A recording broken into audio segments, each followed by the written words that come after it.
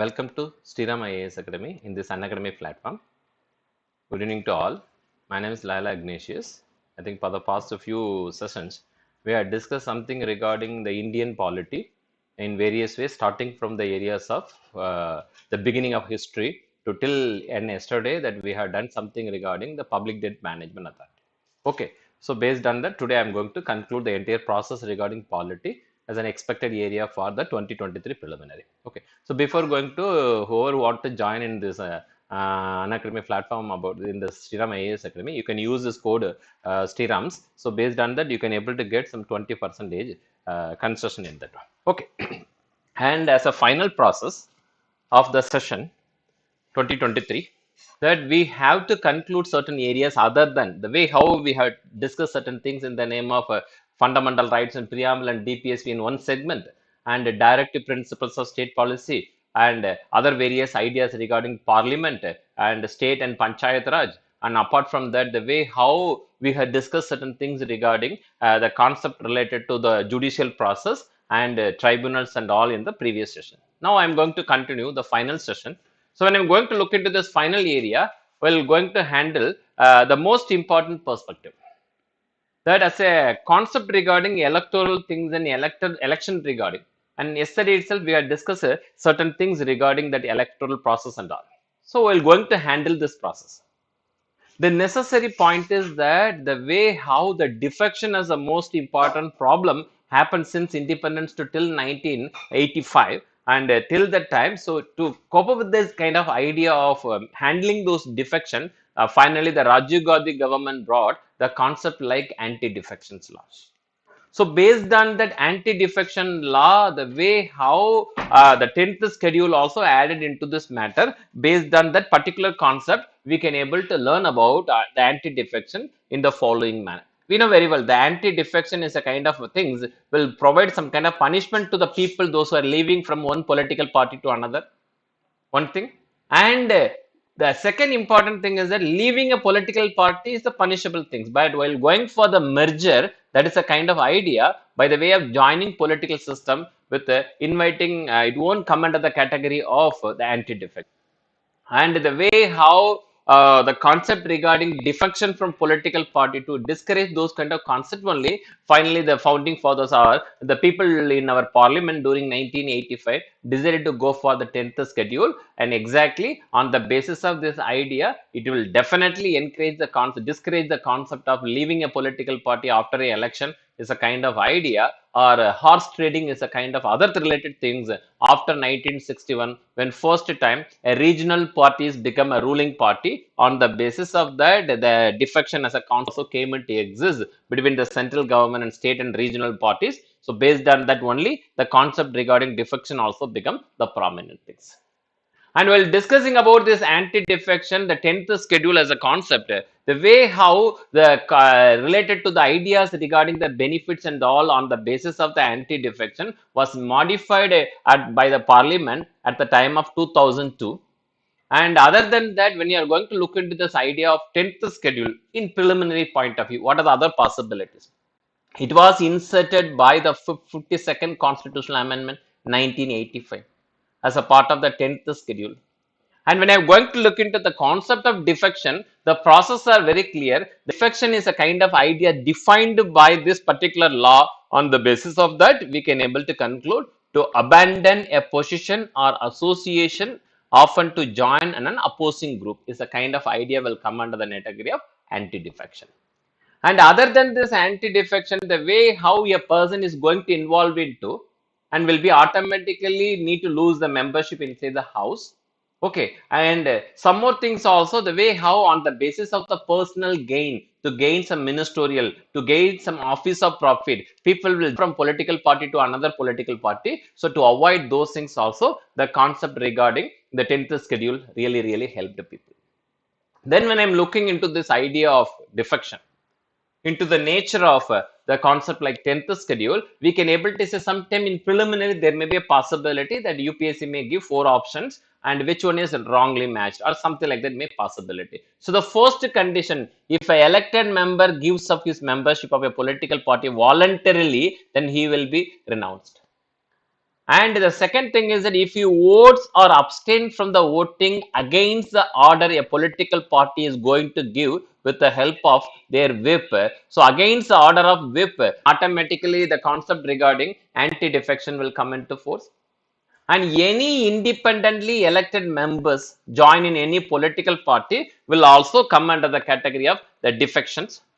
And apart from that, we can also able to identify some kind of concept regarding the nominated MP. I think in the previous session also I mentioned that the basis of literate, arts, science, social science, the president of India can able to nominate 12 members inside Rajya Sabha, and within 6 months they need to choose their party. If not, after 6 months they will be remain as a neutral members only. If after 6 months if they try to join, then after that the elimination process through anti-defection will come into force. And other than that, the way how the process regarding anti-defection is an exclusive right of the Speaker of the House, his decision is final. On the basis of that, now the judicial process also under the category of the review process. On the basis of the judicial review, even the decision of the Speaker at present will come under the scrutiny of the judicial things. And some kind of exception we can able to keep it here under the principles of anti-defection. The case is that in what way we can able to exempt some people into this. When two-thirds of the legislatures from a particular party decided to merge with the term is very clearly is merging only, not splitting. Merge with another political party. So based on that, the disqualification won't be applicable. And second important thing is that the person who elected into the position of the speaker or the chairman of the houses normally will resign from the party membership. Then they will also join into the position of a speaker or a chairman. Normally people won't do very extraordinary things in extraordinary ways. Some people will do. But even if the speaker and chairman do this kind of things, to maintain neutrality inside their position of speaker and chairman, it won't come under the category of anti-defection law. And there is an one exception that the speaker Somnath Chatterjee was only one person from Communist Party of India before going to join as a speaker's position, and he resigned from his party membership as a member, then took as a position of the speaker of the house, and before and after there is no other idea. And here the speaker's office, I can able to say some kind of general knowledge for every now and then is UPSC also asking some question. So in this manner, when I'm going to look into the speaker's office, there may be a possibility. Few years ago, UPSC asked a question that which of the following, once upon a time, the finance minister who presented budget later became the president of India. So those kind of question will come under the GK part of polity, not into the traditional area. So in this manner, the speaker, what are the possibility? That first thing is that Somnath Chatterjee, one and only. Then other important thing is that the way how the first chairman or the last chairman or the women chairman, the normal process, you can able to Google it and find it. But there are some unique informations are existing when I'm going to look into this idea of speaker, and there is a research also regarding president. Based on that, there was one and only person who acted like a speaker of the house, later become the president of India, that is Neelam Sanjeevi Reddy, was the only person who was a speaker of the Lok Sabha, later become the president of India.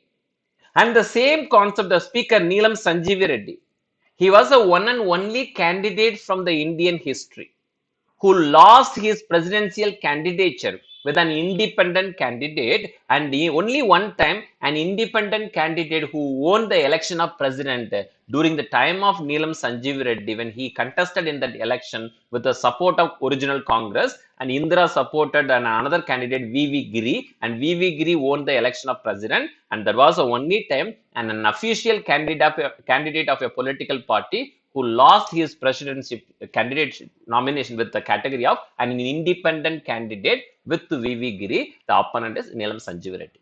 And later part, when they decided to go for again keeping him as a presidential position as a candidate, and there was an arrangement on the basis of that no one fielded their candidate.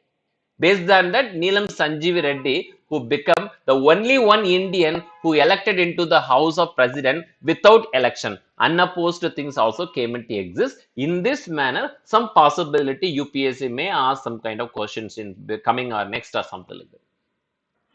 And the most important thing, when I'm going to compare the speaker's office with the United Kingdom, there I borrowed the methods of speakers and all. Vice president, that is a different thing, the way how from United States of America, but the speaker's office is the traditional things. It was in 1921, first time the general election came into exist on the basis of the Council of India Act 1919, and Indian people entered into the council, and later it was in 1925 Sir Vithalbhai Patel, who was the first Indian who became the chairman or the speaker of the house. That time it was considered as a president of Lok Sabha, a president of the Central Assembly, and later that president post after independence become the speaker of the Lok Sabha or parliament or something like that. So now the case is that 1921 election happened, first election, but an Indian who became the first president, modern name Speaker of the House, it was Vithalbhai Patel in 1925. So like this manner, some more general knowledge based questions may appear in UPSC every now and then. Okay, then when you are going to look into the other ideas, when the matter regarding speaker, the most important, he is an ultimate authority to decide about the matter regarding defection. So there are some kind of concept we already discussed in parliament. I want to recollect it. The money bill is exclusively decided by the speaker alone. And the second most important thing, comparing UK speaker and Indian speaker will have the tenure of 5 years as per the normal proceedings. As per the life of the parliament, he will be there as a, if it is 4 year or 3 year also, only for that year he will be act like a speaker.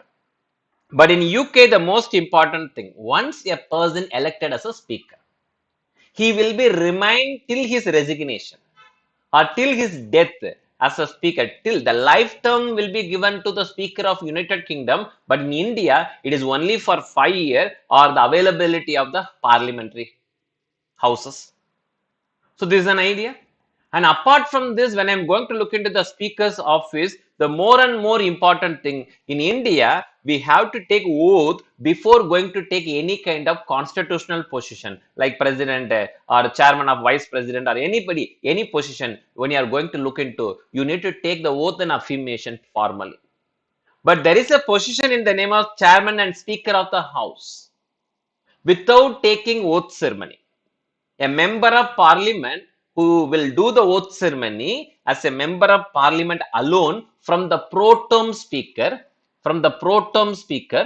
okay, only a member of parliament will be do the category of the oath and affirmation.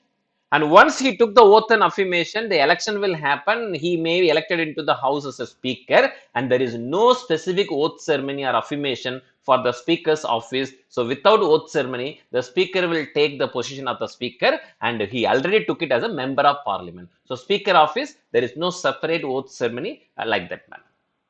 And everything regarding the concept, the way how the things are going to happen, the speaker is a final or the chairman is a final. But practically now we are having the things that the judiciary, Supreme Court will do the review process also under this one.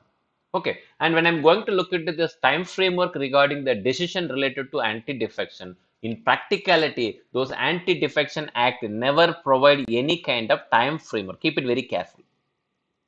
It is up to the decision of the speaker. There is no time framework like with 30 days, 40 days, 50 days. So the most important thing is that the speaker is a person. Even not consider the concept of defection, even the entire tenure of an MLA, the possibility already happen in those and various way. So based on that, when you are going to look into the matter in 2022, the Supreme Court of India dismissed a minister in Madhya Pradesh, Manipur. While doing so, the speaker did not decide the defection petition against him even after 3 years. They refused to do. So the Supreme Court involved that matter and they dismissed a minister from the Manipur houses.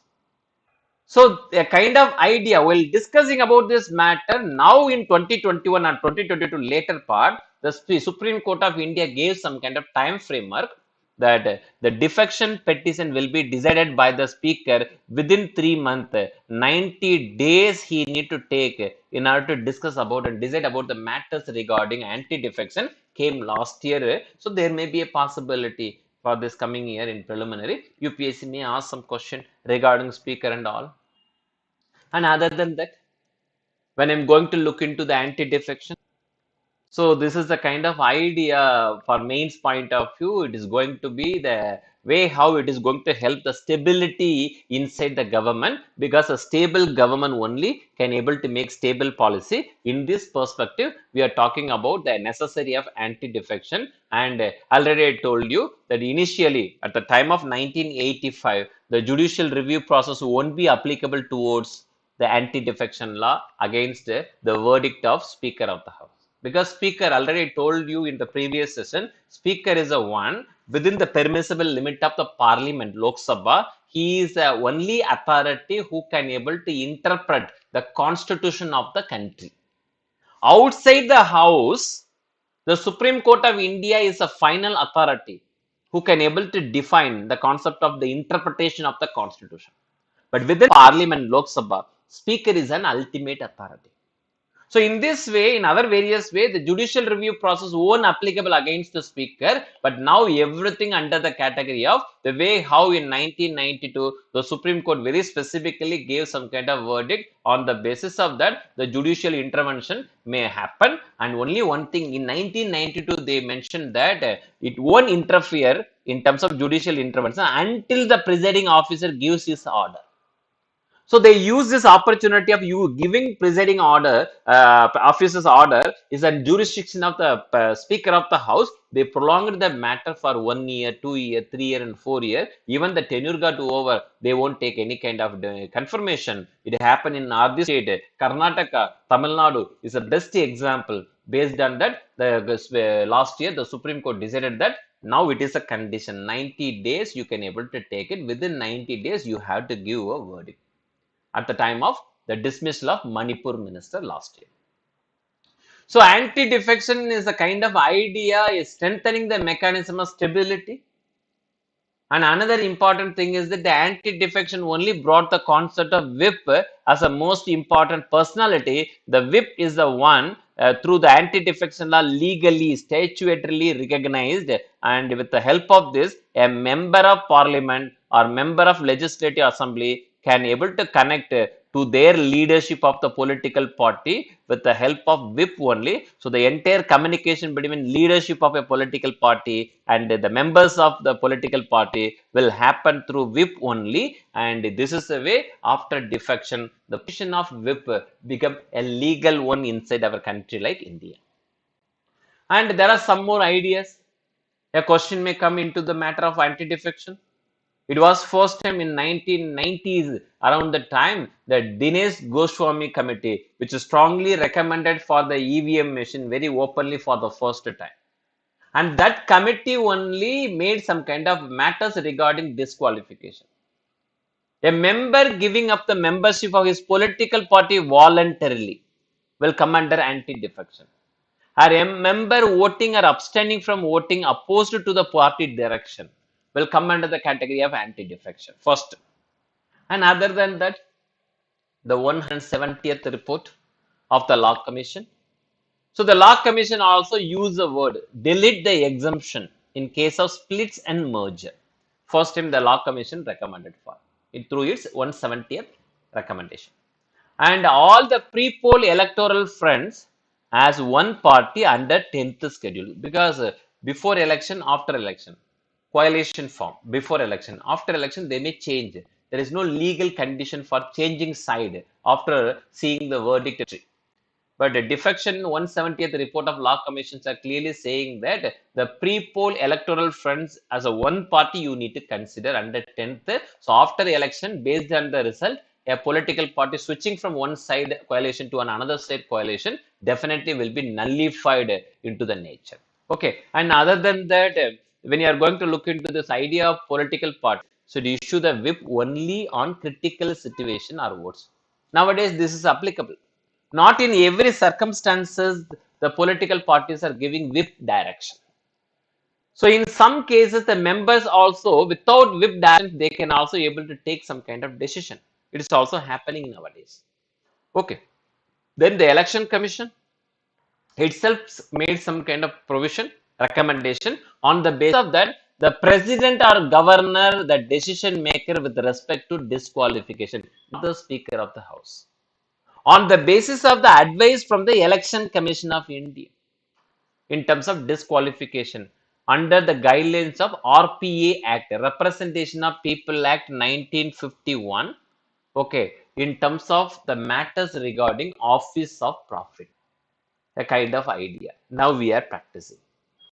And the second important thing, the Constitution Review Commission 2002, on its 10th year celebration, already UPS asked this commission, Constitution Review Commission, or otherwise called Justice Venkatachalaya Commission. And this Justice Venkatachalaya Commission also gave some kind of recommendation in 2002 that the defectors from a political party should be barred from hold any kind of public. Once you left your political party, in terms of money or power only, you are going to join. So you are completely barred from taking any public offices or any office of remunerative political post for the duration of the remaining term as a MP or MLA. And the vote cast by the defector to topple the government should not be treated as a legal and valid vote. A recommendation made by the Constitutional Review Committee under the anti. Okay. And finally, there are some kind of general things also came into exist in terms of presiding officer. We're going to discuss about the matters regarding disqualification. So a member, the decision to disqualify a member should be made by the president in case of member of parliament, and MLA in terms of governor, something like that. On the advice of election commission, also a general advice, because a speaker is a political person generally. So people are saying that if a governor and president decides that matter, so there may be a possibility of impartiality may come into this. And in this name of office of profit, I think 4 or 5 years before UPSC asked this question, office of profit. The concept is existing everywhere inside, but the problem inside this office of profit, there is no proper definition inside our Indian constitution regarding office of profit. So who will decide the matters regarding office of profit? It is a it is a president of India. So he is an ultimate authority. So based on that only, the process regarding office of profit is happening inside the country. So this is another important things regarding office of profit and all. These are the issues, the way how the challenges and all are happening. So there are some kind of possibility, but in terms of mains, but in terms of preliminary point of view, no recognition of the split. That is the most important thing. 91st Amendment in terms of anti-defection law created an exception for anti-defection ruling.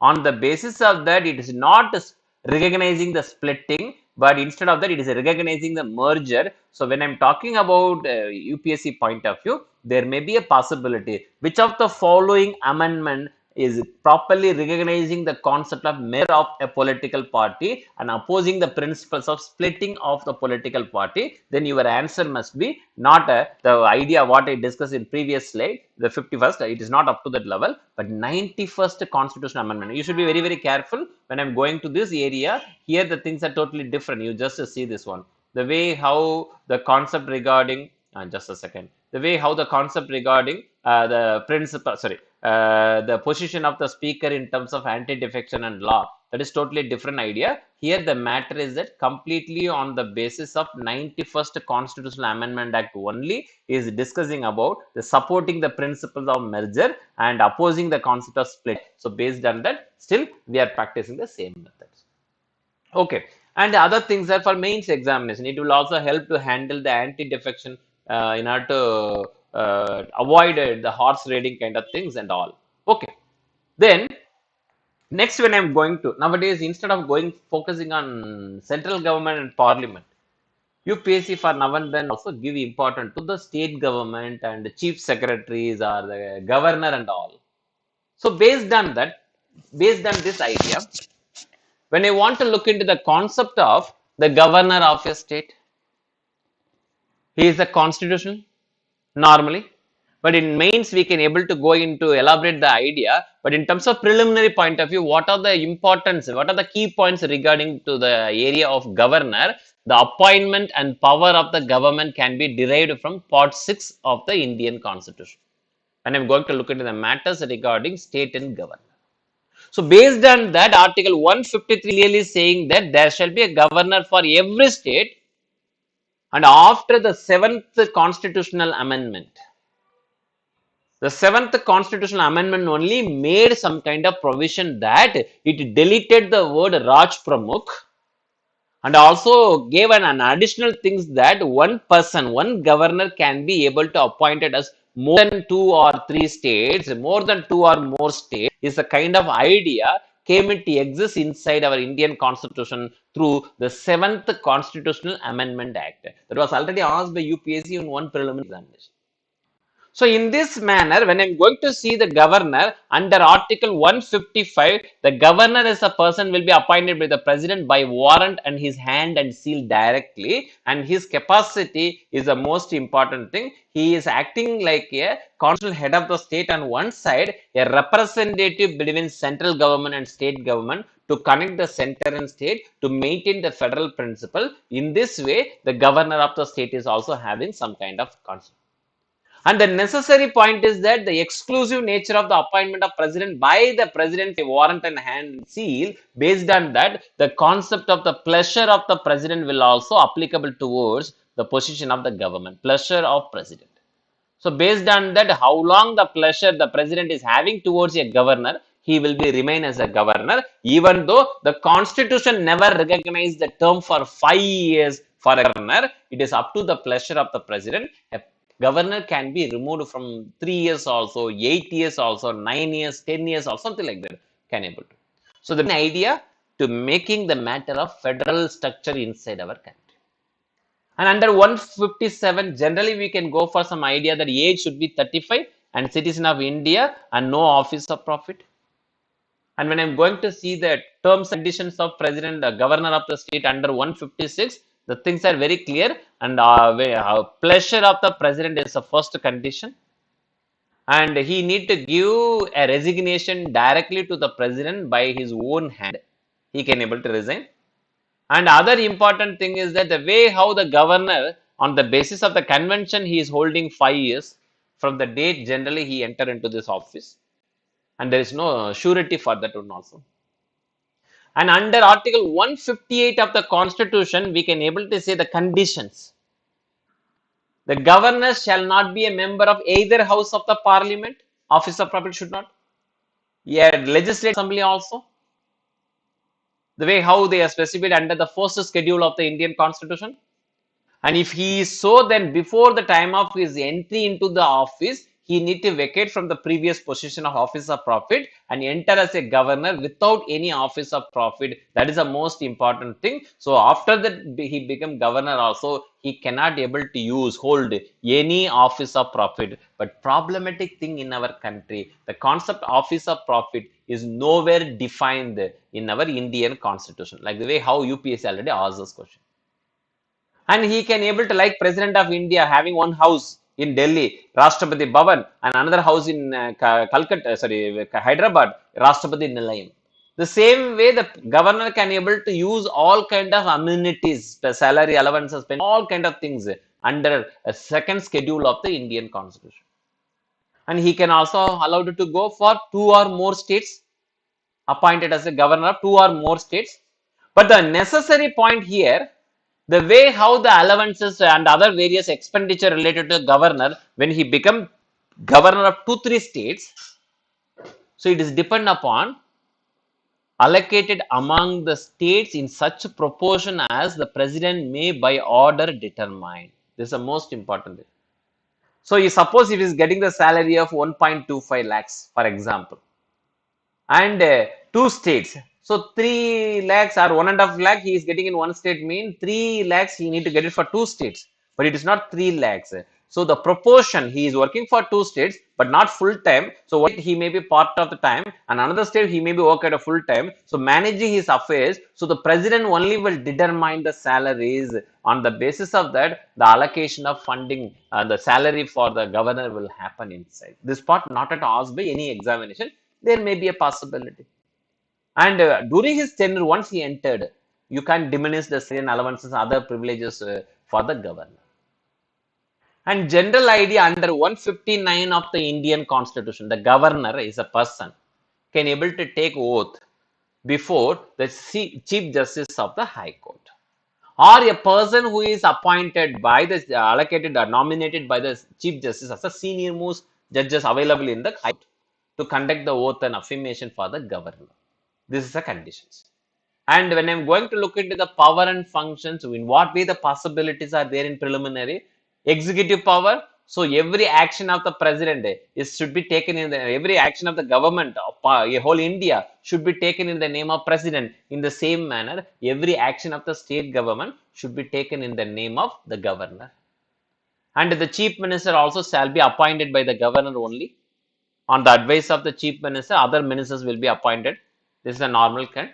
And other ministers, the way how those holding the concept of the pleasure of the governor, all the things under 164 of the Indian Constitution. But other than that, the way how some states like Chhattisgarh and Jharkhand, Madhya Pradesh and Odisha, in taking care of the welfare of the tribal community, it is a duty of the scheduled community. It is a duty of the governor to keep some people as a minister for the in charge of the particular portfolio related to the welfare and other concept regarding the scheduled caste and backward classes. In only in those states, the governor is going to handle and appoint those kind of people. Okay. And other than that, when I'm going to look into this idea, the governor of every state shall also appoint a person who is qualified to be appointed as a judges of high court as an advocate general of the state. So judges of high court equivalent position based on that, and an advocate general can be able to appoint. And other than that, the same way like Attorney General of India, the Advocate General of the state also holds the office during the pleasure of the president under Article 165. But only one thing regarding Advocate General, the concept of Advocate General in the first class already we discussed. You can recollect those ideas. First time came into exist within the Indian scenario around at the time of Government of India Act 1935.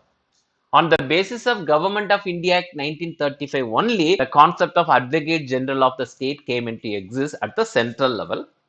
And after independence, Attorney General remains as the first legal officer for the union government, and Advocate General become the first legal officer within a state. Kind of split happen in a conventional manner.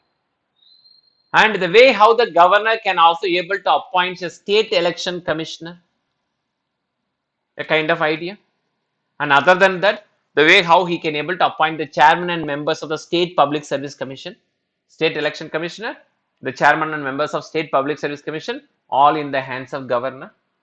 And like the way how the president, the same way governor can able to seek information from the council, and council need to furnish all those information. This is the kind of idea under 167 of the Indian Constitution. On the basis of that, now a controversial part. Being a head of the state, in majority of the places, governor will act like a chancellor of all the universities within a state, and he will default as a ex officio chairman of chancellor of universities, and he will appoint the vice chancellor of those universities in various capacity. Okay. And these are all the executive concept. When I'm going for the legislative concept, like the way you remember the president office, already I made a tabular column for this confirmation. So I'm going little fast to cover all those other areas. So the way how under Article 174, the governor can able to summon and other related activities regarding proroguing the house or dissolving the legislature, all the things he can able to. But 175(1), on the basis of that, he will give the addresses to the legislative assembly, or suppose if the legislative council are there, so there may be a possibility on the basis of that he can able to give addresses to those legislative council, and he can also send a message to the house and receive messages from the on the basis of Article 175(2), and it is regarding the pending nature of any bill within the areas of legislatures. And there are always a possibility under 176 of the Indian Constitution that the special address the governor can able to make it inside. And in the same manner, the governor can also able to nominate members inside the assembly as well as legislative council. This is another important thing. On the basis of that, already in Panchayat Raj class, I told you the way how the ones of the state legislative council is a person on the basis of literate, odd science. You can use the formula class. In parliament, the president, the way how he is using literate, odd science, social science, last formula, he can nominate 12 members of member of parliament in Rajya Sabha. But in state, in the name of class, cooperative, so there is an idea, cooperative movement, along with literature, art, science, social science. 1/6 of the total membership of legislative council will be nominated by the governor. And there is a possibility the Anglo-Indian community, one member. But after the abrogation of Article 375 and the removal of 35A of the Indian Constitution, based on that, apart from that, there is another idea. The president can able to nominate 2 Anglo-Indian members inside Lok Sabha and 1 Anglo-Indian member by the governor in assembly. That provision also removed. Right now, this provision got deleted from the Indian Constitution. Okay. Then the way how he appoints the members of legislative council. Okay, and on the basis of that, the way how once the speaker or the deputy speaker offices become vacant, so the governor can able to appoint a member as a pro tem speaker and all. And other than that, the way how the governor can able to use his power in order to handle a bill under Article 200, he can give his assent a bill, withhold or return the bill for the reconsideration. And he can also reserve any bill for the consideration of the President of India on the basis of that, if the bill is endanger the position of the state high court, then definitely he will reserve for the higher consideration. And if he is feeling that the law bill passed by the assembly is it's in the category of ultra virus, null and void, not for the benefit of the state, then he can able to reserve the bill for the reconsideration of president.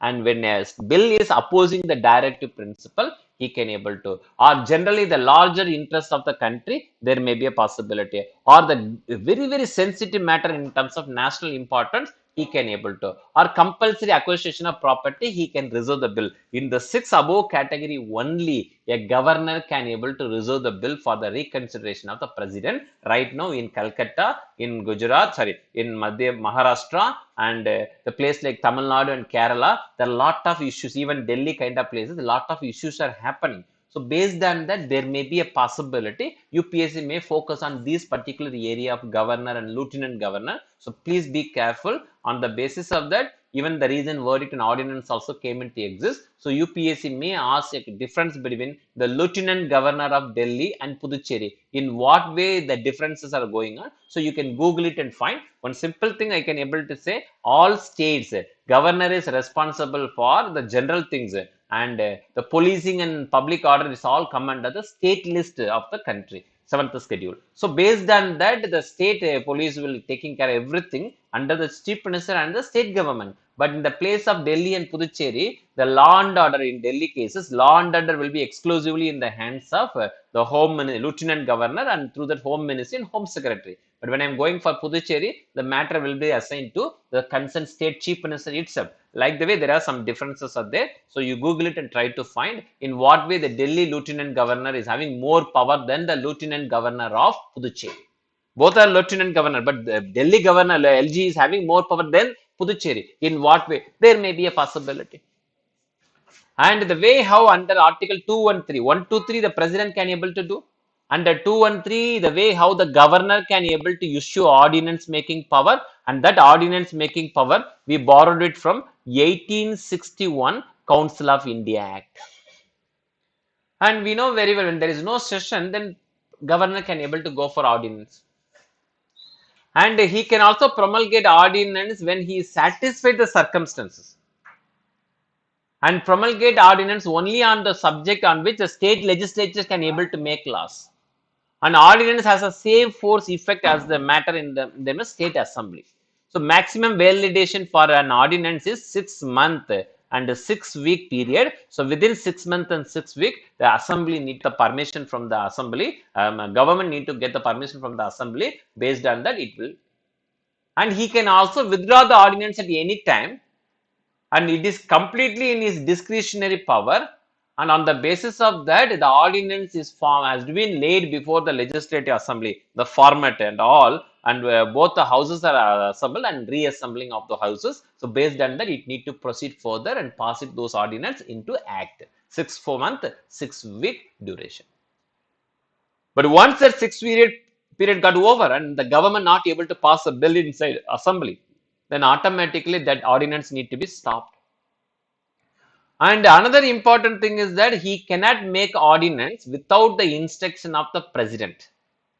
Generally, that is his discretionary power. In general manner, the usage of ordinance making power is a discretionary power of the governor of a state. In certain condition, the governor need to get the permission from the president for declaring the ordinance. What are those conditions? First condition, when he also lays a report of the State Finance Commission and State Public Service Commission and the Comptroller and Auditor General relating to the state accounts. So in this matter, okay, and other important thing is that the way how some financial powers the governors can able to utilize it. So in this case, a money bill with the prior recommendation of the governor only. And another important thing is that the budget formation, the way how it is presented inside the assembly is under his supervision in theoretical manner, and he can also able to make advances out of contingency fund of the state for the unforeseen expenditure like the president of India, and he can able to constitute the state finance commission for every 5 years once after 73rd 74th Constitutional Amendment Act 1993 only it happened. So two things you need to be careful. After 73rd and 74th Constitutional Amendment Act came into exist, the Panchayat Raj Act. On the basis of that, the State Finance Commission is a body and the State Election Commission is a constitutional body has created inside the country. And State Finance Commission will do the granting aid allocation between the state to the Panchayat Raj, and the election commission, state election commission will exclusively handle only one election, local body. Panchayat Raj election will be handled by state election commissioner, and MP, MLA, governor, so president and vice president election will be handled by the election commission of India. Okay, in this manner. And both are constitutional bodies, but not functioning properly. That's a different things. So based on that, there may be some possibility in some coming examination, some questions may arise from this area. Okay, and judicial power, the way how he is having a least judicial power comparing with the president of India. So in terms of appointment, he can able to appoint district judges and below. That is less than high court he can able to. So from district high court, district judges and below he can able to appoint. And in terms of the appointment of the chief justice and the judges of high court concerned state, the governor will be also consulted by the president, but not mandatory. And he can also handle the matters regarding pardoning, remission or reprieve of offences under the state laws.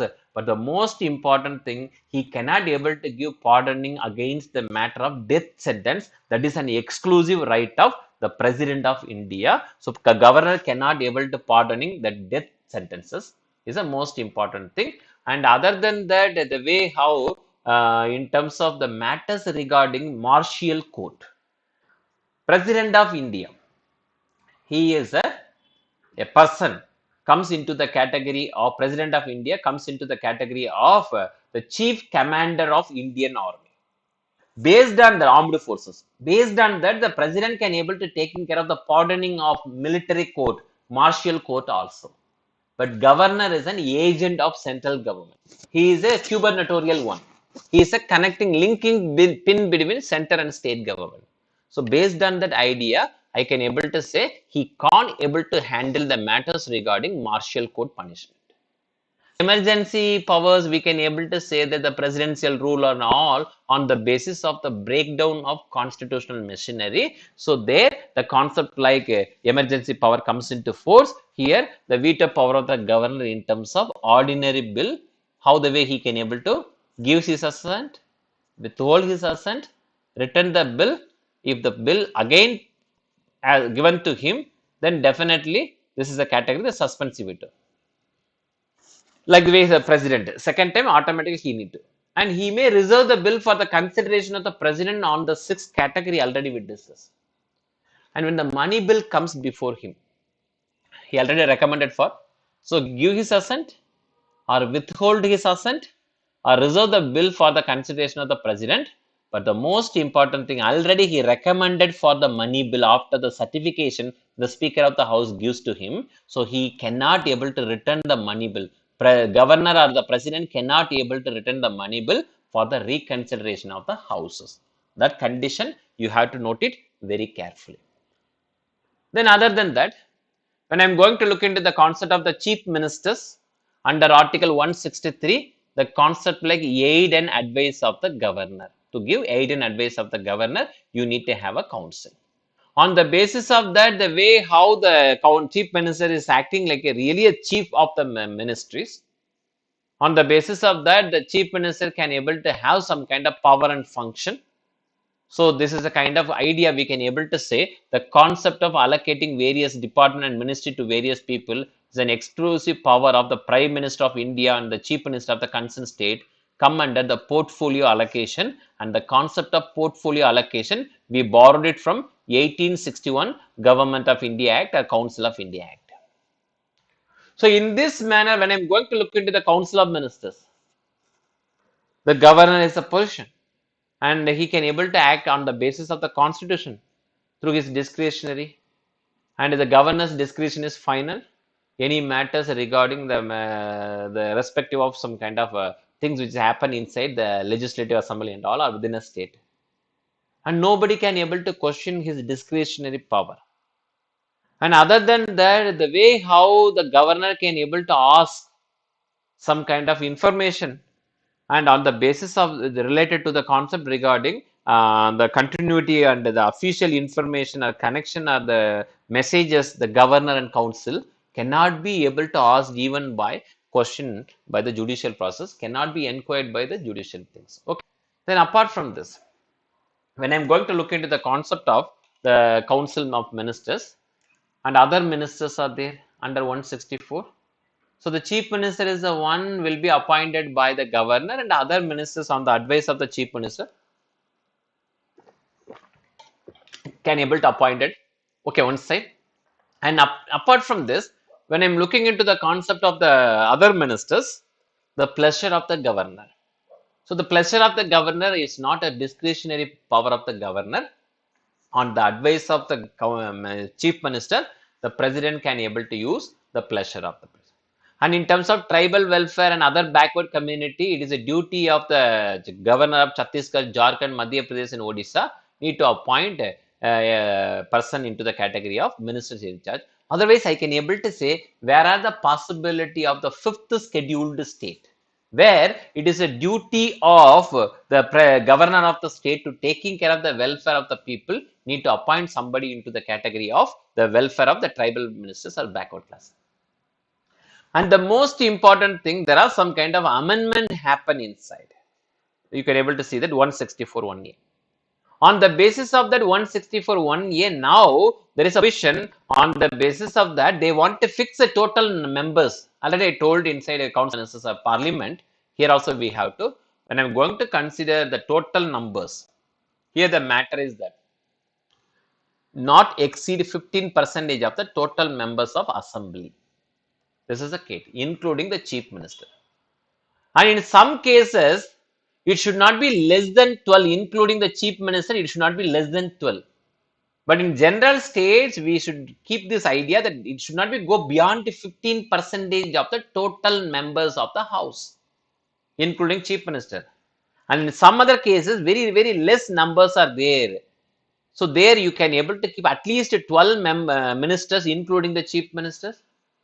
Okay, this is the kind of idea we have to use it on the basis of a 91st Constitutional Amendment Act 2003. So there may be a possibility UPSC may ask some question regarding 91st Amendment Act in next 2023 few days after we are going to see this idea. So this is the kind of things, and based on that the number will be fixed. And most important thing is that the way how the total number of the ministers in the state shall be brought in conformity with the provisions of this clause within 6 months from the date the president may public notification appoint. It's one idea. But 1B, 164 1B is saying that the member of the legislative assembly of a state or any council also. They belongs to any political party who is disqualified for being a member of the house under 2 of the 10th schedule into the category of the disqualification, and also to be appointed as a minister under the class 1 for the duration of the period of commencing from the date he is disqualification till the date that way he is going to take the office. So in this manner, when I want to look into this concept, the matter may be little complicated. But the most important thing is that a person who is disqualified under the category of any kind of anti-defections and all cannot be able to hold any kind of office of profit. That is a kind of idea a person need to keep it in this mind. And without being a member of parliament or without being a legislative assembly or council, a person can be a minister for a state also. But within 6 month period of time, they need to elect it into the house. That is the most important thing. And like how council of ministers at the central level, state also they are responsible to collectively responsible to legislative assembly only, not legislative council.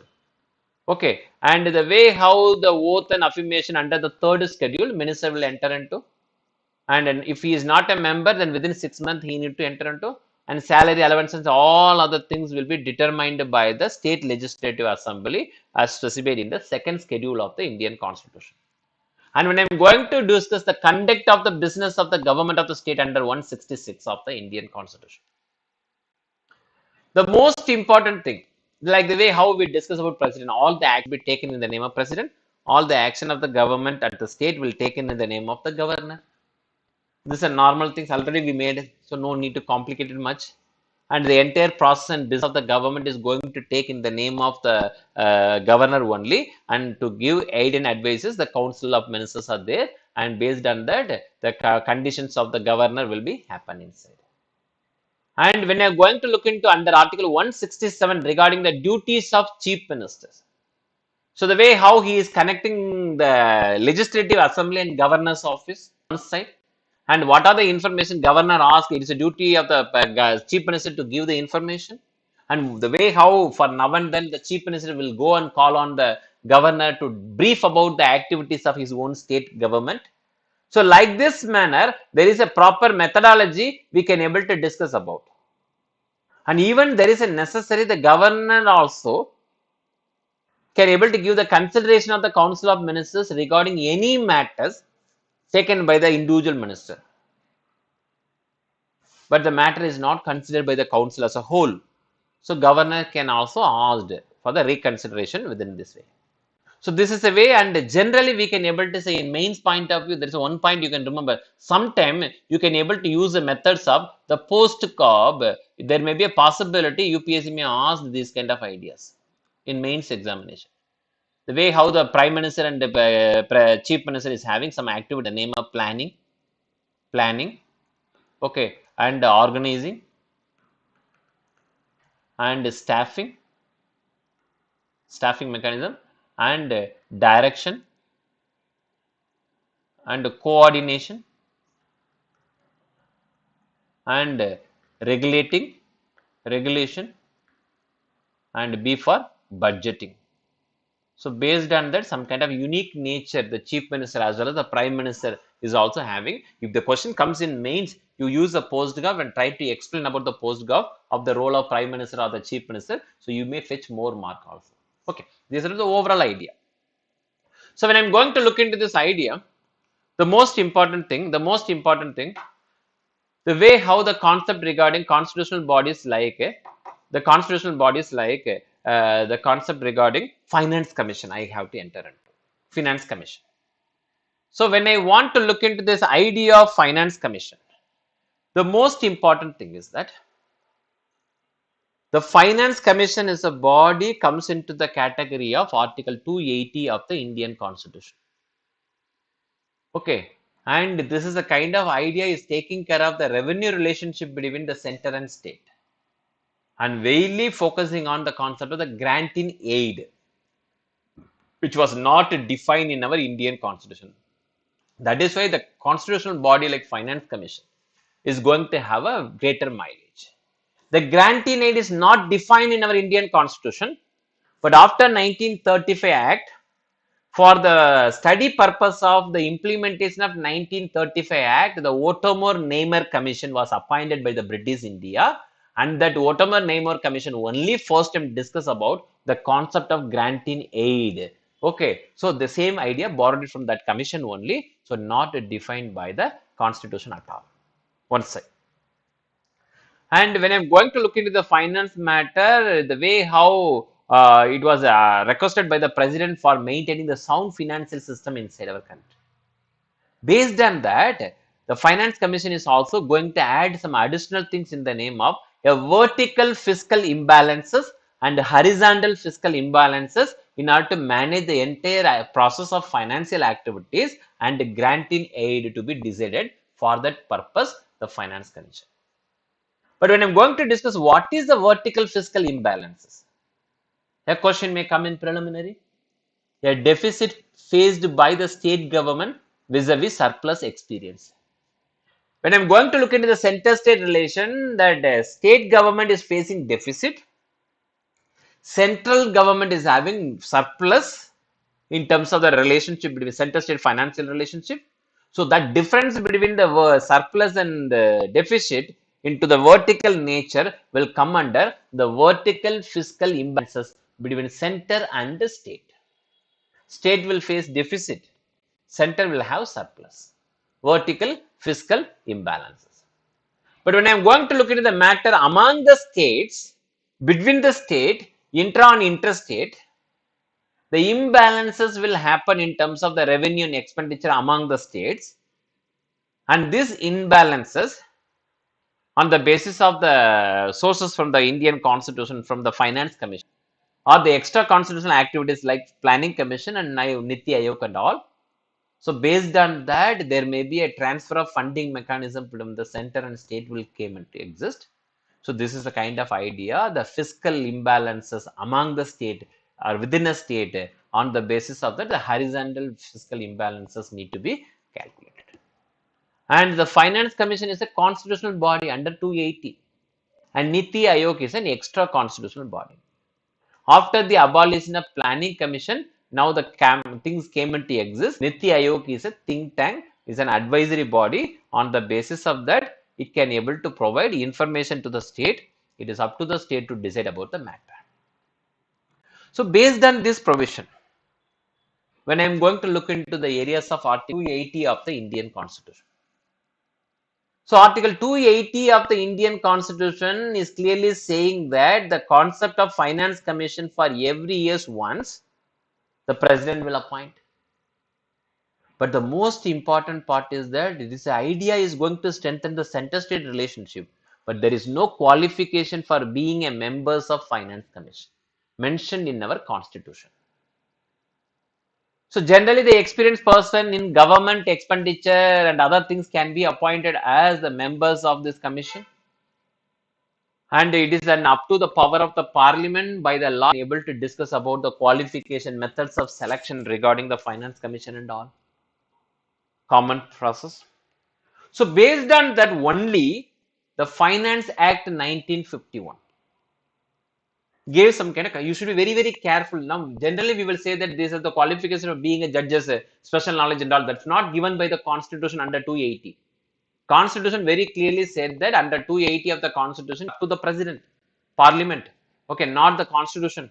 So based on that, 1951 Finance Act came into existence, and through the 1951 Finance Act, we can able to say that a person, a High Court judge, or a person who is qualified to be appointed as a High Court judge will be eligible to be a member of Finance Commission, and a special knowledge of government finance and special knowledge of economy of the country, and any of the above condition will be fulfilled as a member of the Finance Commission. So based on that, the sharing divisible taxes by the center and state is a function they are going to do it. The principle governing the granting aid to the state is handled by Finance Commission. And any other matter for the sound finance commission, sound finance matter of the country, the president can able to refer to the Finance Commission. And in this way, when I'm going to look into the role and functions of the Finance Commission, it may be a question or it may be a preliminary question. a quasi-arbitral body. Finance Commission is a quasi-judicial arbitral body. On the basis of that, the way how it is going to resolve the conflict between center and state, it will act like a civil court. The way how the civil court is functioning in our country, it will act like a civil court. And another important thing, even though it is mentioned in under Article 280 of the Indian Constitution, and you should be very, very careful that Finance Commission is an ad hoc body for 5 years or less. The same model of the Australian Commonwealth Grant Commission as a standing body for every year. So the concept like Australia Finance Commission, as per the authorized source of NCRT and NBT, National Book Trust and NCRT. So we can able to say Finance Commission and Interstate Trade and Commerce is a kind of idea. We borrowed it from Australia by the way of Australian Commonwealth Grant Commission. There it is ad hoc for every 1 year. Here it is 5 year or less than 5 year. And in the Finance Commission, the most important thing, it will also recommended for the matters in terms of fiscal need grant and specific purpose grant. A regular matter other than the grant in aid and all, fiscal need grants and specific purpose grant also recommended by the Finance Commission. Okay, so some criticism generally, not from a prelims point of view, mains point of view, the most important thing is that the process of devaluation. And that is, there is a lack into the nature of devaluation through the Finance Commission. But the most important criticism, it may be in preliminary point of view, until 14th Finance Commission. Right now, the 16th Finance Commission related to happening. Recently, only 23, the President appointed 16th Finance Commission. So in this way, when I'm going to look into this idea of the Finance Commission and its criticism regarding Finance Commission, I can able to say that the way how there is no specific reference regarding the matters of the population of the country and its significance of the population anywhere mentioned inside our the Finance Commission until 14th. But after 14th Finance Commission, they started talking about the significance of population as a whole, because we know very well, even China as a country who relaxed the concept of one child now. But India is right now world most populous country. We were the first country in this world around 1951-52 introduced the family planning system in this modern world. Okay, but still we reached the level of first position in the world population. So the significance of human resource development in terms of population so far not yet mentioned, nullified by various Finance Commission. After 14th Finance Commission gave importance to the concept of the significance of population. So note it very carefully. And generally it is a borrowed ideology. So some criticism from Australia. Then when I'm going to the next level, the way how Niti Aayog, when I want to go into the nature of Niti Aayog or before Planning Commission or this idea of Finance Commission, here I want to make some kind of concept. So it was in 1951 on the basis of the Russian model, the Planning Commission is an idea came into exist as a simultaneous process. And Finance Commission under Article 280 is also going to take care of the financial matter in terms of grant in aid. And the Planning Commission is also going to do the same thing. So two body for the same overlapping concept. So there is a specification happen on the basis of that, the way how Article 282 and 275 made some kind of distinction on the basis of the 275, some role aligned to Finance Commission, 282, some role aligned to Finance Planning Commission. Based on that, somewhat the reduction of overlapping of the idea came into exist. But anyhow, both are going to handle the concept regarding grant.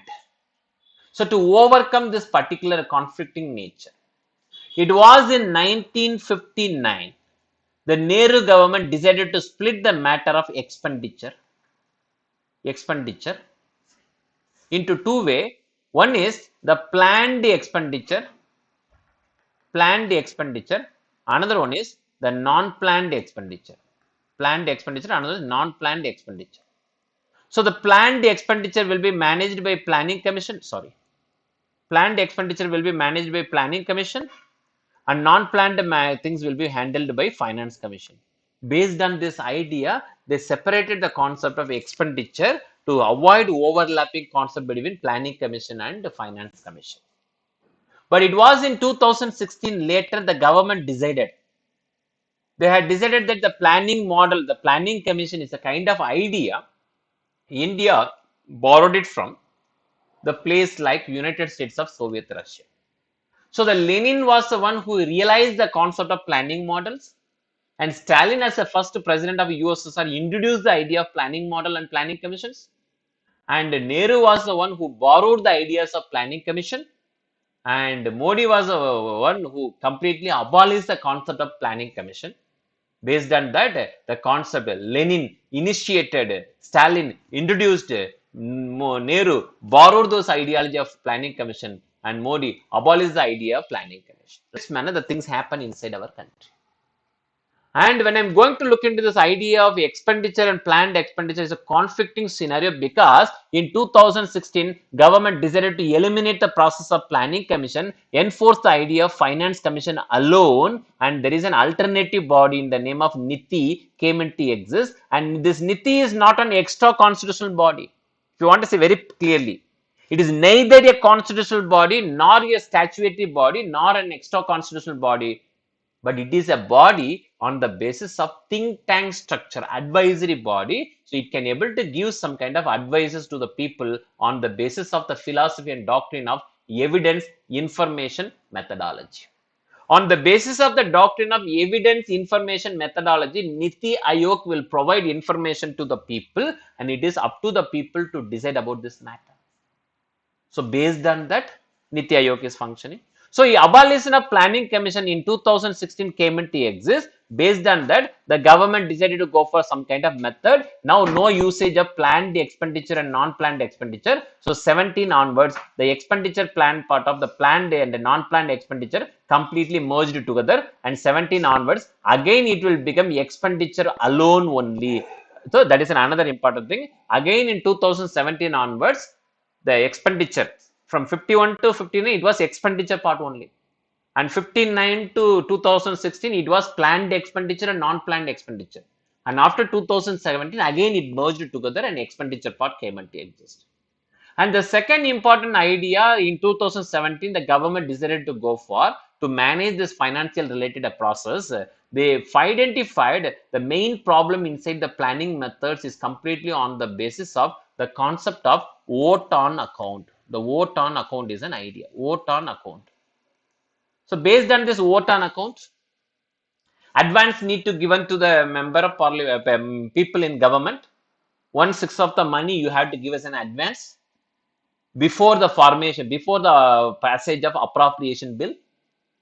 But even our founding father took this ideology. Without appropriation, no money can be drawn from Consolidated Fund of India. Is a concept we borrowed it from B.G. Tilak, Bala Gangadhar Tilak. During his tenure as a president of Indian National Congress, he proposed the idea of no taxation without representation is a kind of idea. No taxation without representation is a kind of idea proposed by Bala Gangadhar Tilak. Based on that, no money without appropriation, but without appropriation only in terms of advance in the name of vote on account for handling the day-to-day administration of the government. Generally, we will take it 1/6 of the money will be given to in election month, election year. It will go for even 3 months, 4 months also.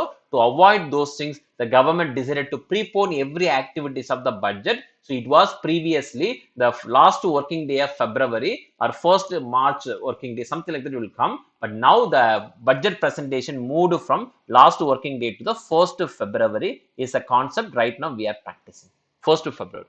So once the movement of the date comes, positive negative things are there, that the entire appropriation can be able to done within 2 month period. So before 31st March, the parliament can able to do all the passage of appropriation. So 1st April onwards, for the next 12 month, money will be given to the people to taking care of the ministerial, departmental and other various activities.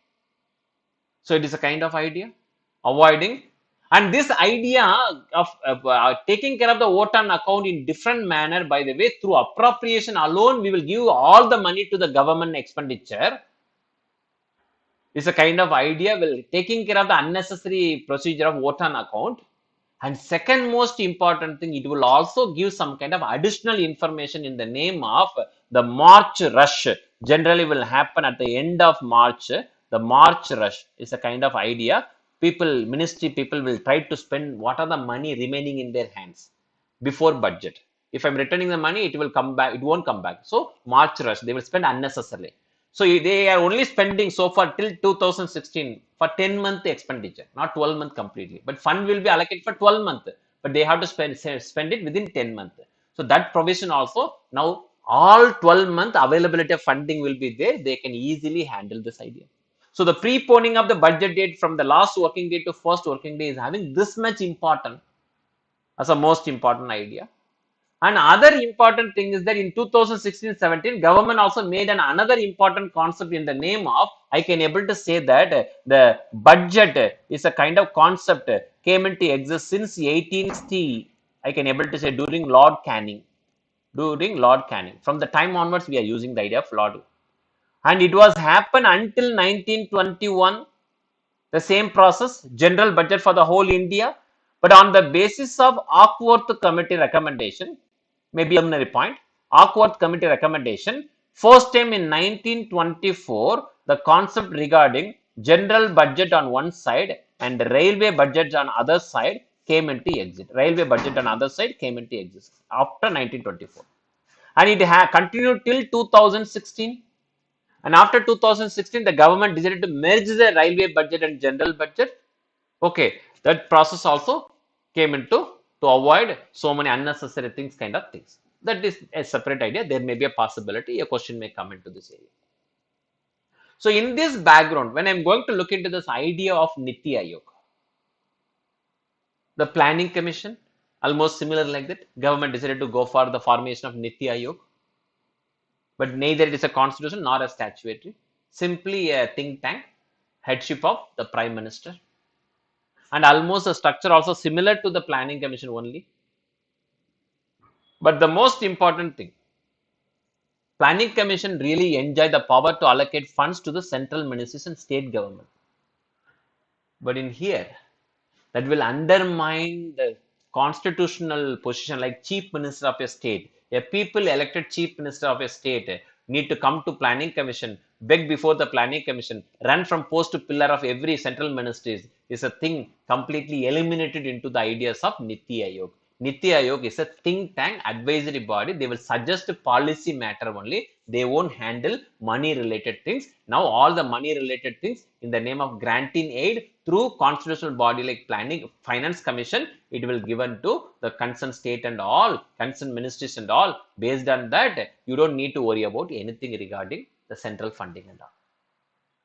And the doctrine of development is an idea is completely enforced within the matter of Niti Aayog. I can able to say you can use it for mains purpose. And economy is primed with growth. It's a concept.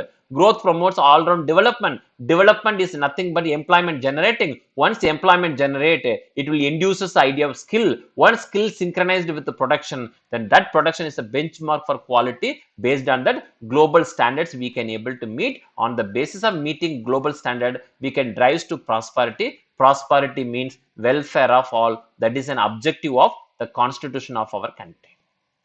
The doctrine of development we are using inside Niti Aayog. You can use it for mains also. And the way how the prime minister is acting like a chairman and a vice chairman, some people, the chief executive officer and a full-time member, part-time member, all those ideas are there. Other than that, 4 union minister will also be there. And while discussing about this, the planning commission is responsible for deciding the planned spending of the center and allocation to the state government. And Niti Aayog will provide the national agenda framework for the prime minister and chief ministers on the basis of the evidence and information. So it won't involve into the planned spending related. And planning commission was relevant only in the command economy structure. So it created an idea of one size fit for all approach. And this idea was completely changed and Planning Commission also developed a unilateral approach and all. On the basis of that, it is really treated other states as a supplicant, not a stakeholder. So in this background, when I'm going to look into the Niti Ayog is aiming into the achievement of Prime Minister's developmental doctrine and practices and new ideas we can able to make it. Best example, make in India digital, all those things. Okay, good. So in this way, when I'm going to look into the concept of Niti Ayog, it is coordinating various department of center, state, and all, and giving some special attention to the poor section of the people and all. So this is a kind of thing. And Niti Ayog, the most important thing, the entire process of Niti Ayog is driven by policies, but not planning methods. And the core ideas of Niti, the mandate of Niti Ayog, is completely on the basis of the caveat of evolving a national vision based not on borrowed models, but India's ground realities is a kind of idea. So in this way, when I'm going to look into this idea of Planning Commission as well as Niti Ayog, we know very well that the way how the concept of Godgil-Mukherjee formula came into existence at the very beginning, completely involved into the center-state relationship and all, and nobody gave credit to the constitutional validation for the body like Planning Commission and all. So this is a other kind of idea we can able to talk about the comparison of Niti and the Planning Commission models. Okay, then when I'm going to the other constitutional bodies, we know very well the Comptroller and Auditor General CAG, the person who existing inside the country during the British Raj. Exactly, I can able to say from 1858 onwards. On the basis of this particular idea, the way how the British Parliament took the direct control of East India Company and the British Indian administration under the Secretary of State, under the Viceroy and all. So from the time the formation of Comptroller and Auditor General also came into existence. But initial times we usually call him as an Accountant General to the Government of India. Okay, and he usually prepare accounts for the three presidencies of Bengal, Madras, and Bombay as a CAG. And in 1857, just before the revolt, the establishment of a separate general department of account came into existence, and after the revolt 1860, the Auditor General of India was appointed as a head of the department. And after the concept of the restructuring of the entire matter under the leadership of the finance secretary and all, the previous department all merged together, and after that the Auditor and Accountant General of India came into exist. But exactly in 1866, the name Auditor and Accountant General renamed into Comptroller and Auditor General, Comptroller General of Accounts came into exist. In 1884, it became Comptroller and Auditor General of India. While going to handle from 1884 to later part of 1970s itself, a same person who write the account and the same person will do the auditing also for his account. This is the structure happen inside our country such a long time since 1884 to till 1970s. Indira Gandhi realized this mistake and she remodified in various way that I'm going to discuss later. So when I'm going to look into this idea that a Comptroller and Auditor General, the way how the provisions regarding CAG mentioned under Article 148 of the Indian Constitution, and constitutional number 149 is also discussing about what are the mandate of CAG and all. But when I'm going to look into this idea, it was in 1976 only the central government realized the importance of CAG offices. So CAG Duties, Powers and Conditions Service Act 1971 came into exist. On the basis of that, he became responsible for both auditing and accounting for the central and state government. Okay, but they realized they met within this during the emergency period and all. Later, after Morarji Desai government, 76, they made an amendment to separate auditing accounting. One person cannot able to do the same thing now. So they have separated the concept of auditing and accounting into the time of 1976. On the basis of that, the way how the person like CAG at present is closely working with the body like Accounting Standards Advisory Board, Government Accounting Standards Advisory Board, which created in 2002 to improve the accounting standards inside our country. The Comptroller and Auditor General is working.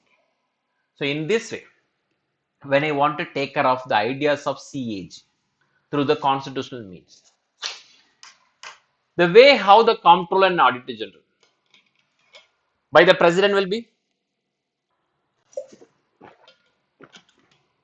So based on the proceedings of the President of India, the Comptroller and Auditor General, on the basis of the warrant under his hand and seal, and he can also able to remove by the office like the manner, the way how the judges of Supreme Court will be removed from the office. The same way CAG can. Okay, and the person who is going to appoint it into the position of CAG, the most important thing is that before going to enter his office, and there is a kind of methods, he need to go into the process under the third schedule of the Indian Constitution in the name of oath and affirmation.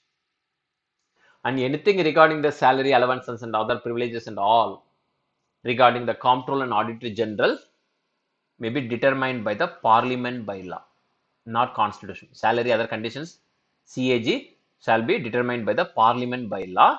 Until they are so determined, shall be specified under second schedule.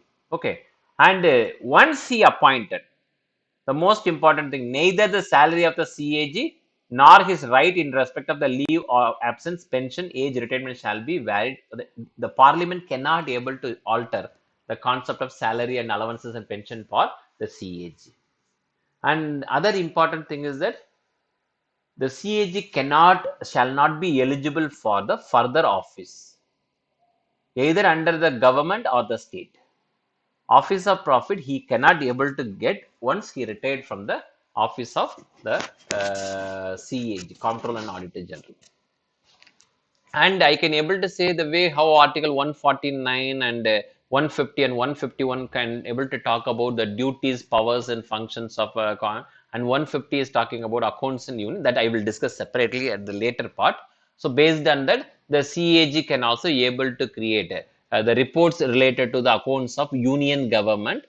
He will be submitted to the President of India. On behalf of that, the President will lay the things before the Parliament.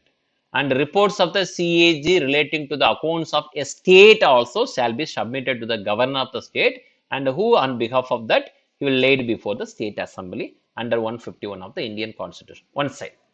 And other than that, there is a concept in CAG office in the name of Article 279. The calculation of net proceeds under Article 279.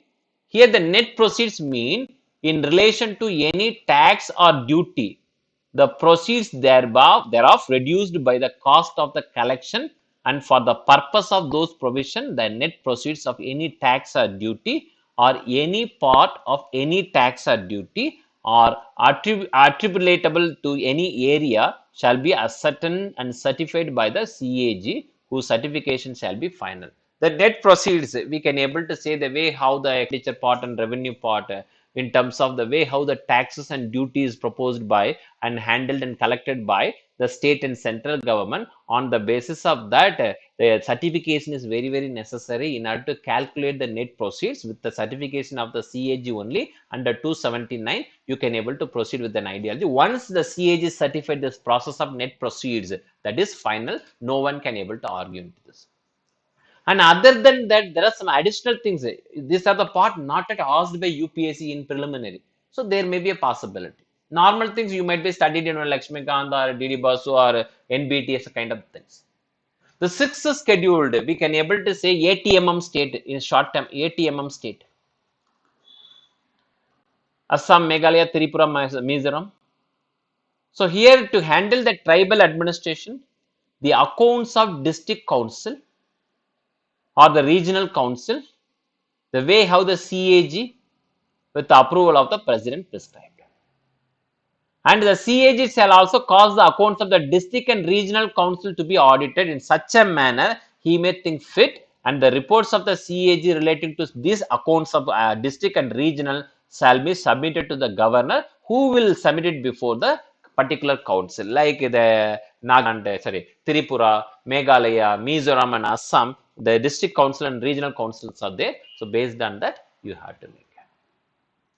So in this way, when I'm going to look into the idea of the power and conditions regarding the Comptroller and Auditor General 1971 Act, power, duties and conditions of this Act, is clearly saying that CAG is a constitutional independent functionary.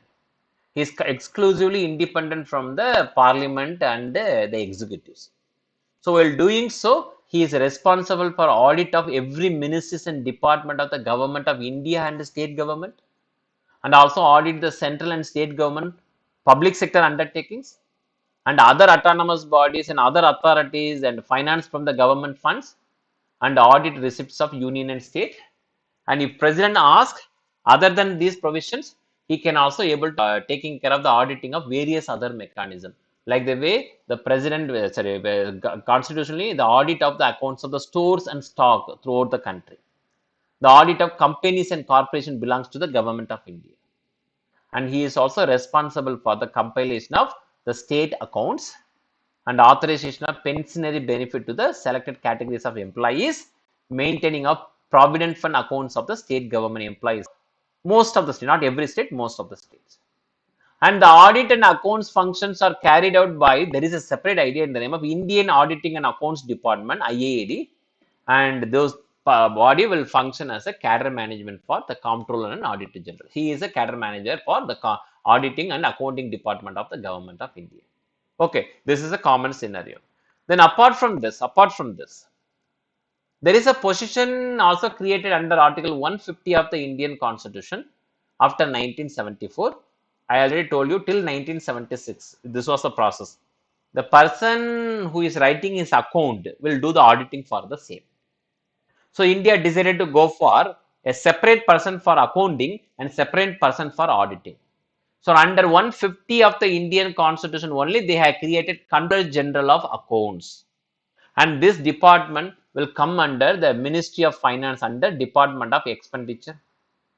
Okay, and this Controller General is a principal accounting advisor to the Government of India and specifically Finance Minister. And the office of the Controller General of Accounts, what they are going to do?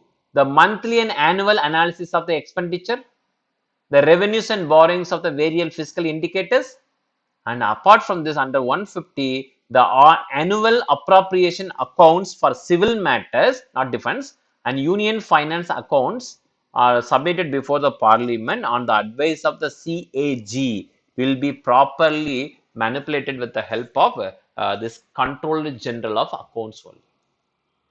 So based on that, the accounts and glance, the way how circulated among the members of parliament regarding that expenditure part and revenue part and all, those are exclusively responsible for this particular body. Okay, in the same manner, there are a lot of other provisions also. These are all the main point of view, no need to worry. But general things you need to keep it. As per the allocation of business rules 1961, this is the most important thing. Based on that, under Article 150 of the Indian Constitution, the Controller General of Accounts derive its power for the general principles of government accounting related to union state government, and the form of what form you are going to provide the accounts, and framing or revisioning of the rules manuals related to the accounts and all will be decided by the Controller General. And the reconciliation of the cash balance of union government with the Reserve Bank of India in general cases, and the reserve deposit belongs to the civil ministries and department exclusively in the hands of the mandate of the Controller General of Accounts. And other than that, the overseeing the maintenance of adequate standards. In what standard you are going to write the accounts by the central civil accounts offices will come under the category of Controller General of Accounts. And apart from this, the monthly account and annual account, on the basis of that only the process of the various things regarding the government department, ministries and all between center and states are going to happen. Everything will be managed by the Controller General of Account. And other than that, he also will administer the central treasury rules and central government accounts, and coordination of various civil ministries regarding accounting process. And apart from this, the matters related to the civil accounts, A and B and C and D and all will, and pension related things regarding public sector banks for the central civil prisoners or the freedom fighters and high court judges, ex-MP, everything. This part you can make it, that disbursement of pension through the public sector banks in respect of central civil pensioner, freedom fighters, high court judges, ex-MP, ex-president, all will done through the Central Controller General of Accounts only as a mandate. Okay. Then there are some kind of idea. For here and there we need to focus on. the way how the Central Information Commission, as per the ideas of Right to Information Act 2005. Okay, and the main concept is that under RTA Act 2005, based on that, there will be a chief election commissioner, a chief information commissioner, and members of election commissioner, and concluding this, it should not be more than 10.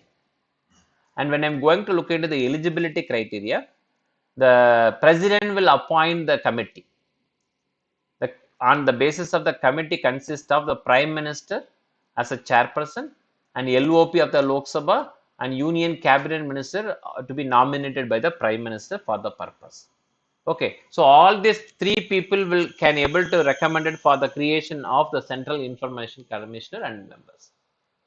But as per the RTA Act 2005, all the chief information commissioners and information commissioners are the eminent people in public life.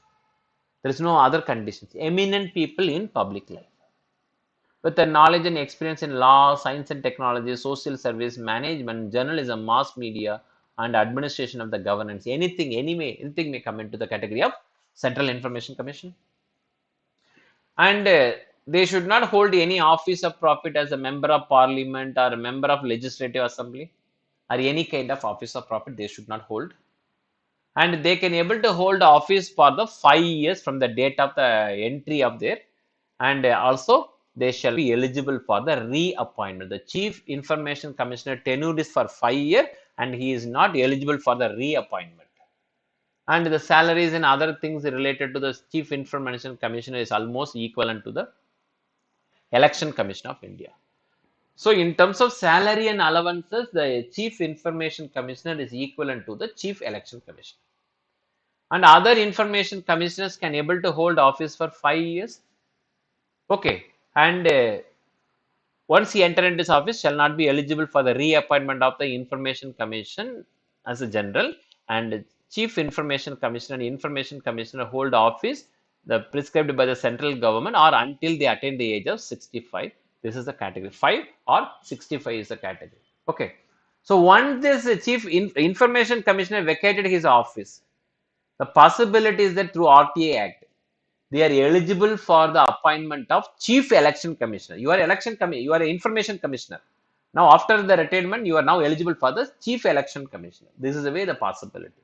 Okay, and the way how the Information Commission is appointed as a Chief Information Commission, there also the conditions are his age 65 or the eligibility 5 years, that the consideration you had to. And the way how the information commissioners are getting salary allowance and other privileges like the election commission, other election commissioners, the same way information commissioner will get. And the removal process, when I'm going to look into the ideas of the chief election information and information commissioner, if he announced into the category of insolvency, bankruptcy completely, and anything offenses he convicted, or during his tenure he may involved into the paid employment office of profit outside his office, and if he is in the opinion of the president unfit to continue in terms of unsound mind or infirmity of mind or body kind of things due to the age and all, so he will be disqualified.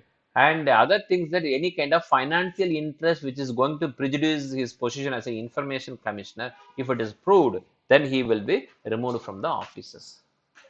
So in this case, there are some general idea that chief election commissioners or information commissioner and information commissioner, the central information commissioner, I can able to make it as a whole, and the way how they are having some kind of ideas by the way how the informations are going to receive. So I don't want to go in a very detailed manner since we have to complete various things. So you can able to just go through this idea. So under RTA, every process are clearly mentioned that the way how the information commissioners can able to show it. For example, the central information commissioner or the state information commission, the way how they are functioning, on the basis of that they have the power like a civil code under the Code of Civil Procedures 1998.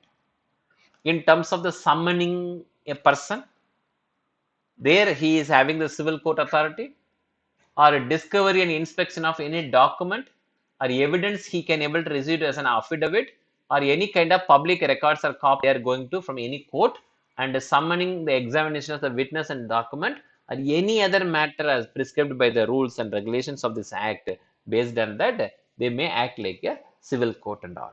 Okay.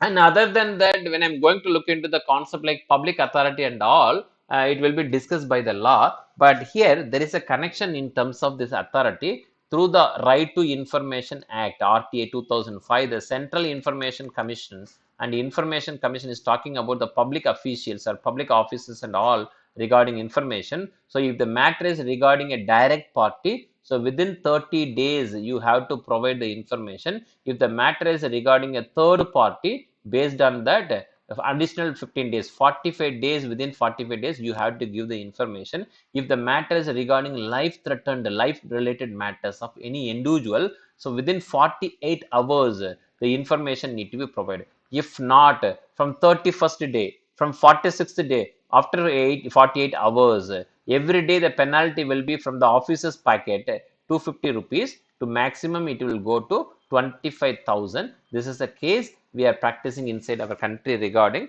this. Suppose if the information you are filing before the information officer, these are the conditions. Suppose instead of the information of information commission, you are giving to other other officers or the assistant public information officer or the public information officer or any other third party you are giving to. So additionally, additional 5 days will be given. 35 days, 50 days, 48 hours plus 5 days will be given to get and do the process completely. This is the way the information commissions are working under the conditions of Central Information Act, a Right to Information Act 2000. And when I'm moving further, there are some kind of provision in the name of Central Vigilance Commission and all. So based on that, we know very well, it might be studied in the polity classes that in general way the Santanam Committee 1964 very clearly mentioned that the prevention of corruption at the public level after the category like LIC versus Mundra case. The TTK Krishnamachari, the finance minister, resigned from his office. And they decided the doctrine after this LIC versus Mundra case, based on the Justice Chokla Committee recommendation, that the ministerial responsibility is a necessary point and civil services anonymity is an additional point. If anything goes wrong, ministers are responsible and civil servant need to function on the basis of the anonymous principle. So based on that, in order to discuss about the responsibility of civil servant, the Santanam Committee came into, and Santanam Committee also recommended for the creation of the office like Central Vigilance Commission, CVC. And it really acted like a highest body to control all the officers inside, public servants inside the country regarding the matters of the cleanliness in their public life. Okay, so it was a kind of idea. It was in 1998, by the way, how the President of India in order to convert it into the category of the multi-member commission with the legal opinion through the ordinance they passed it. But in practicality, in 2003, the Parliament enacted Central Vigilance Commission Act. On the basis of that, CVC become a statutory body in our country since 2003. So 20th year celebration. So there may be a possibility in terms of this idea. And this is completely an autonomous body and a statutory body. Vigilance is an autonomous and statutory body, so no exclusivity of internal interference of executives and all.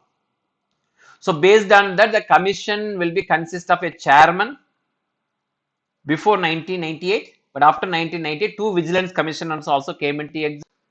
And while going for appointment of the Central Vigilance Commission, the Prime Minister and Home Minister and leader of opposition, and the tenure will be either 65 years if it comes first, or 4-year term it will be, and they are not eligible for the reappointment inside any office of profit control things regarding Central Vigilance Commission. Okay, and power and function, already we know that the way how the Delhi Special Police Establishment Rule 942. On the basis of that, the corruption regarding practices will be handled by.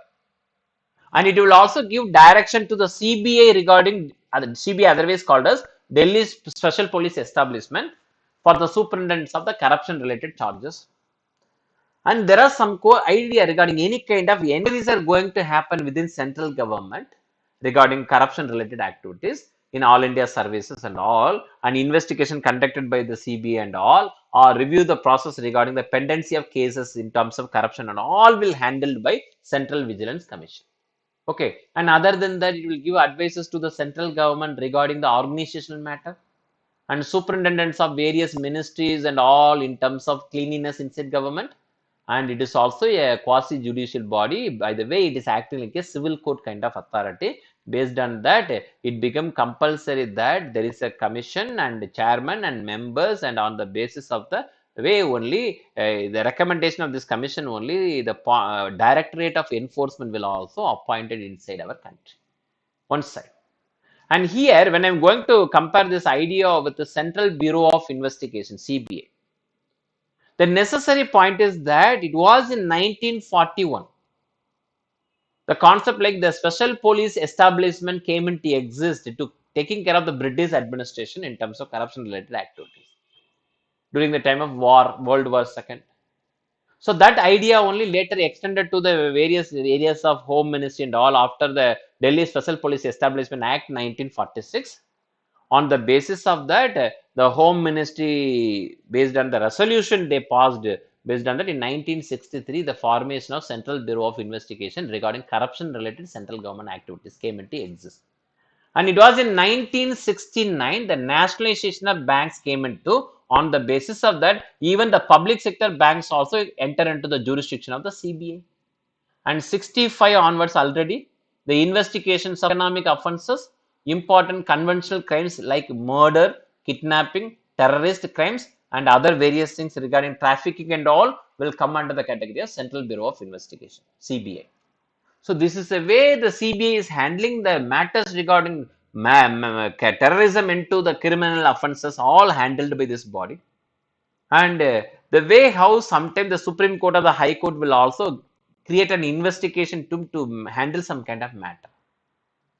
On the basis of that, I can able to say in terms of experience and all, CBI is having some kind of very vast experiences and in handle this kind of international matter regarding white collar crimes and other various things of red alert or silver line alert and all. The CBI is also designated with the National Crime Bureau of India in terms of Interpol, International Police is there in France. That body is recognized CBI as a nodal body. Okay, here there is a possibility on the basis of some kind of 15th year celebration is going on. There may be a possibility after 2008 Mumbai incident. The government of India decided to go for the formation of the National Investigation Agency through National NIA Act 2008. So NIA came into exist. While doing so, the initial phases, NIA is handling the terrorism related activities that was previously handled by CBI, now exclusively in the hands of the National Investigation Agency. But after 2019, when Mr. Amit Shah became the Home Minister of India, they modified some provision regarding the power and ambit of NIA. So the most important thing right now, the NIA is handling other than the national security related activities, the necessary point is money laundering. Previously, it was under CBI, money laundering, now under NIA. Other than that, money laundering, there is another important things regarding trafficking of human being. Trafficking on human being. So under Article 23 and 24, we are totally against the fundamental rights are talking about trafficking of human being. Now it is an exclusive right of the National Investigation Agency. Other than the matters regarding national security, money laundering has given to the CBI from the CBI hands to the National Investigation Agency since 2009, and the trafficking of human beings, that is a major important thing. It's led to the idea of prostitution and other various things, child prostitution and other various things. So this area also additionally given to NIA right now to handle this matter regarding. So 15th year celebration, there may be some kind of possibility regarding the ideas regarding NIA may come appear before your examinations. Okay, then there is a kind of idea when I want to look into the process regarding Lokpal and Lok Ayukta. I can able to say it was in first time in 1962. Mr. L.M. Singhvi He was the first person inside our country who defined the concept of he defined the term Lokpal. On the basis of that, various people and various level of ideas also came into exist to handle the high level corruption inside our country. Since 62 onward, they tried in various ways. So many people tried in various ways. At last, finally, in 2013, the establishment of Lokpal and Lok Ayukta Act came into exist to handle the corruption at the high level public functionaries. And even though it happened like this, it was in 2019 March only, the government of India appointed India's first Lokpal to handle high level corruptions related ideas. Because since India is a signatory of the International Convention Against Corruption, so it's a commitment India need to do. So in 2013-14, the concept of Lokpal and Lok Ayukta Act came into exist. Here, the Lokpal consists of a chairperson and 8 members. Here, 4 members from the judicial perspective, maybe a former Chief Justice of the High Courts, and 4 non-judicial members into the category of the Central Secretariat Services or the All India Services, IAS officers, will come under the category of the non-judicial members. So 4 plus 8 totally plus 1 chairperson. So totally Lokpal consists of 9, 8 plus 1, 9. And the matter regarding corruption at the highest level, because CBA cannot able to handle corruption in a free and fair handling. Above Joint Secretary, without the permission of the Home Ministry, CBA cannot able to act. And above Joint Secretary, I'm saying that, okay. And above the secretary level, you can't able to act anything without the ministry. But Prime Minister and the highest level ministers and MPs and all, and any kind of groups coming under the category of Group A, Group C, all the things will be covered by the matters regarding Lokpal's jurisdiction. Okay, and this is another most important thing, that the way how they have decided to look into this particular matter, the way how a trust or society or any kind of non-governmental organization, if you receive the fund more than 10 lakhs, 1300, that is an amount in US dollar, will be scrutinized by body like Lokpal. So the way how the prescription regarding this Lokpal, the complainant need to give this idea under the Prevention of Corruption Act 1988, the way how it is defined about the prescription against a public servant. Based on that, you can able to make a complaint, and after the preliminary inquiry done by the inquiry wing or other agency, and on the basis of that, including the body like CBA can also able to do. Then if they found any reason in that one, the Lokpal will took the matter and try to discuss about this. And in the meantime, the way how before going to order the investigation, Lokpal will also get the explanation from the concerned public servant. And the Lokpal with the central government servant will also refer the complaint to the Central Vigilance Commission. And after that, CVC will send the report to Lokpal about a Group A, Group E services. On the basis of that, the things will proceed. And the inquiry wing once started doing this activity regarding the preliminary inquiry. And within 60 days, they have to complete, once they come into the inquiry wing, within 60 days, they need to complete the entire process and give it back to the Lokpal bench. And the Lokpal bench will discuss about the matters completely and try to do the things regarding the proceedings of the investigation against an officer. After the preliminary inquiries have become normal, this is the most important thing. The preliminary inquiry should be normally be completed within 90 days of the receipt of the complaint. Within 60 days, you have to start the work. Okay. And another important thing is within 90 days, you have to complete the entire act.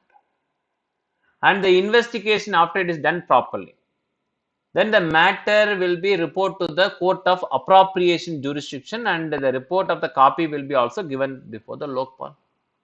And after that, at least the 3 members of the bench will be discussed about this matter. Based on that, some kind of things in the name of section 197 of the Criminal Procedures Code and all, or the 19 provisions of the Prevention and Corruption Act, on the basis of that, Lokpal can able to exercise its power. Okay, even the Lokpal can able to exercise its power as a civil code, the power of search and seizure, and also power under the Civil Procedure Code, and all can be able to do by the Lokpal. And it's also having the power of superintendence and direction over central investigation agency like CBA and all, under the purview of the Lokpal kind of bodies. Okay, here there are some other things. The Guwahati High Court some years before announced the CBA as null and void because CBA is neither constitutional body nor statutory body, not at all a body because it was created on the basis of the rules, Delhi Special Police Establishment. But the government failed to forget about making it is a legal body. Even the CBC also created 1 year later in 64, but in 2003 Parliament Act passed, it became legal one. But CBI is still now is a case that the Guwahati High Court, someone filed a litigation and the Guwahati High Court announced that CBI is null and void, but Supreme Court involved in that matter and stopped the implementation of the verdict. On the basis of that, now they are asking the central government to do some activities to make it as a legal body. Okay, here the condition is that when the government is giving, when the court is giving some kind of verdict, and the government may say that we cannot be able to implement and enforce this verdict because of lack of money. So in the name of lack of money, government may refuse to implement the final order of any court, Supreme Court, High Court and all.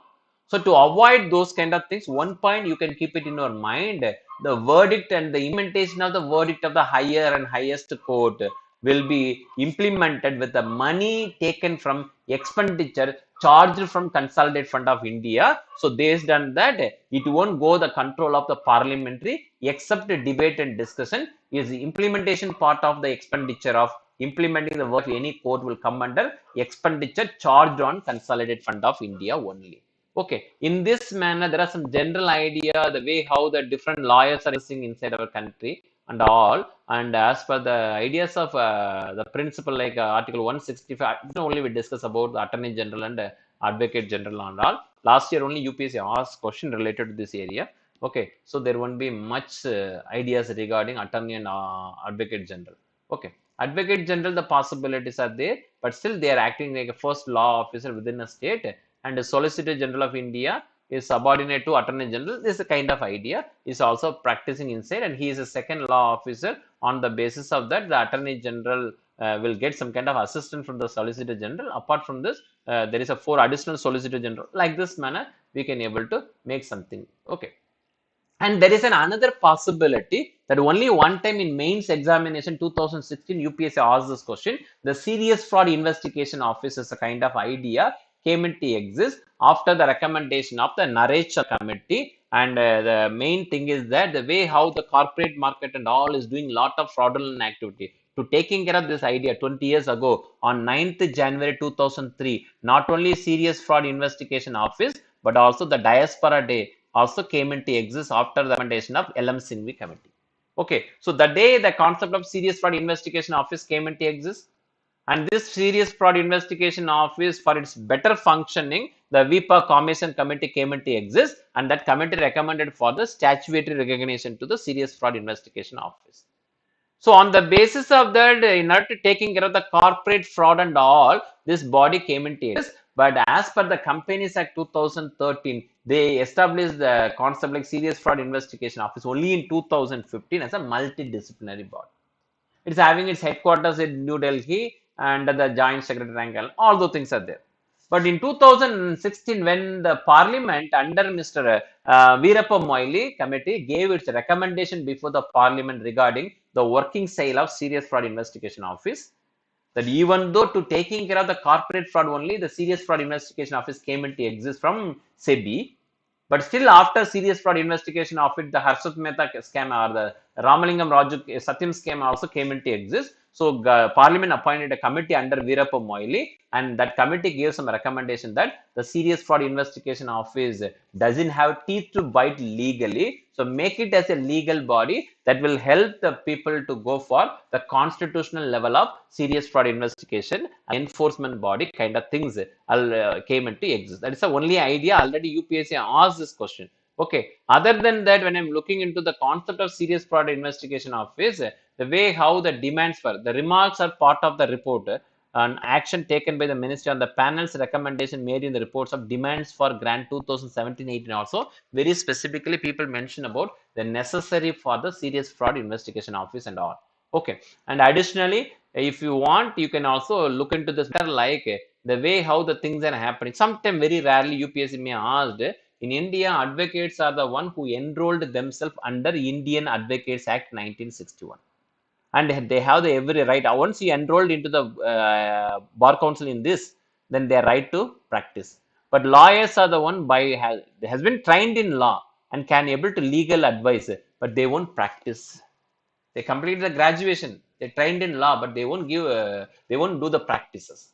And senior advocates is a kind of idea in Supreme Court of India and High Court. The CJI of the India will keep someone as a senior counsel. Here the matter is that in generally India and all the Commonwealth countries, the minimum level of senior counsel as per the Indian laws and Commonwealth countries law, the age should be minimum 45 years of age.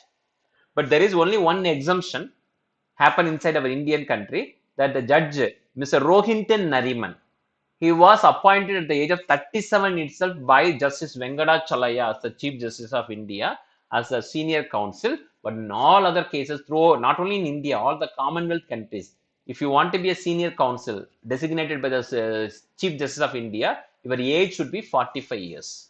And one exemption is that the concept like Mr. Rohinton Nariman, later he became the judges of Supreme Court also. Okay, son of Polly Nariman. One say. And there is a possibility on the basis of the recent development and all, UPSC may ask some kind of question in this manner. For example, when you want to look into the judicial process, we can able to say the International Court of Justice is a kind of idea. Right now, Mr. Dalveer Bhandari is a person who is working as a the president of the International Court of Justice, president of International. In this matter, he also gave some verdict against Pakistan into the nature of Indo-Pakistan river dispute. So there may be a possibility UPSC may ask a very general question from Indian judiciary. If we want to look into this matter from India, the first person who entered into International Court of Justice, that is Mr. Benigal Rao, who also acted like an advisor to the constitutional body, drafting committee, Ambedkar's advisor is Benigal Rao. He was the first Indian who entered into International Court of Justice. After this, Justice Nagendra or Prince Nagendra Singh is the second Indian who entered into the International Court of Justice, and the first Indian who became the president of International Court of Justice. First Indian who became the president. After Nagendra Singh, Nagendra Singh, and third one is R.S. Pathak, who became the third member of this area, and the fourth member is that Mr. Dalveer Bhandari is a person. Dalveer Bhandari is a person who become the member, and later now after 2017 he became the president of International Court of Justice. So this is a way from Indian side. So for four people, first Benigal Rao around the 50s, second Justice Nagendra Singh, and he was the first Indian who became the president of International Court of Justice. Third, R.S. Pathak, the member of International Court of Justice, and Dalveer Bhandari. And another important thing is that in terms of United Nations Human Rights Commission, Indian judges will be appointed as once the CGI retired from the office, somebody will be appointed as a National Commission for Human Rights. In this manner, from India, so for only one Indian who became the leader of the UNHRC, that is the person who was considered by people as a father of public interest litigation, Justice Banda, I forget his name. The way Krishna Iyer and P.N. Bhagavati, sorry, P.N. Bhagavati. Okay, this is a name, P.N. Bhagavati. Bhagavati is a person who was considered by the father of Indian public interest litigation, was appointed as a chairman of United Nations Human Rights Commission. This is the only case I can able to talk about the Indian contribution in terms of. So like this manner, the way how the recently some articles and things appeared in newspaper, lot of bills and all, and year-based classification, that the way how some act also passed during the time of 1974 and 73, like in the previous year, like Opposition Party Act 1969, based on that a question also appeared in 2017, and 70s idea appeared in 2020. Like this one, even 71 and 72, based on that in 2021-22 also a lot of questions appear. So take that particular year of 50 years ago and 25 years ago, you may find some kind of question from preliminary. And other than that, the current affairs related things, half of the possibilities are there on the basis of the recent controversies regarding lieutenant governor related issues and the governor and the state related issues in various states, and the power of the president in terms of ordinance making and all. are the possible thing in UPSC history, and there may be a possibility in traditional area. One question may come directly, like the way how through 2 years ago 1833 Council of India Act appeared in that. So like that manner there may be a possibility. I already told you the 1935 Council of India Act not only separated India from Burma, but also the Aden, the controversial part right now in Yemen, also separated from the Indian region only, British India only, at the time of 31st March 1937, part of India. 1st April 1937, it got separated. Okay, so based on that, we are completing the entire rapid revision of the entire Parliament, starting from Article 1 to 395 as per the capacity I am having. I decided my own way. And the most important thing is that it is up to your hard work and your work. Definitely, your hard work will pay the prices. So we want to bless you all that all the very best. And in coming days, we can also able to meet in various places. Okay, thank you.